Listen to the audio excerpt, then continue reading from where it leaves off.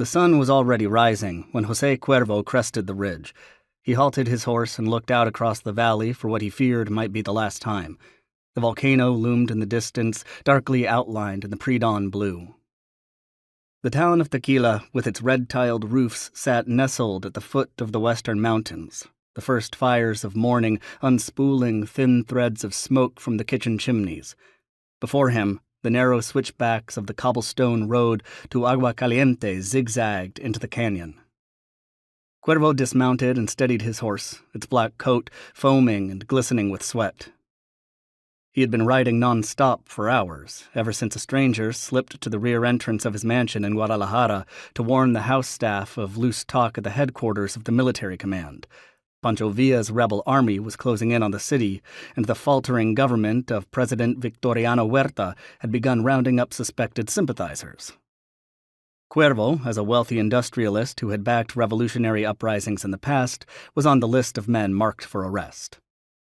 In his rush to escape, Cuervo hadn't changed into riding clothes or boots, so his formal English jacket, long and loose in the style of the city, was covered with grit, and his shoes were dust-caked and scuffed. He stepped carefully, quieting the horse, scratching its long black jaw.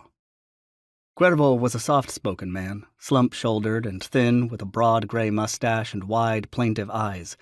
Even around family and friends he rarely spoke, and when he did, he always chose his words carefully, often adopting a formal, almost professorial tone, held over from the locution classes of his youth at the Lancastrian Academy. Above all, wrote one of his close associates, he is an impeccable gentleman, a man of inherent kindness with a common touch that wins him widespread affection wherever he goes. Amid the rash tempers of his time, Cuervo's calm, reserved exterior was sometimes misread as indecisive or even weak. More than 70 years later, his own grandnephew and heir would remember simply, he was a nice man, not a great businessman. This mistaken impression of Cuervo as a benevolent, hard-working forefather who built a kingdom but then fell victim to history remains the dominant narrative of his life, even at the company that still bears his name.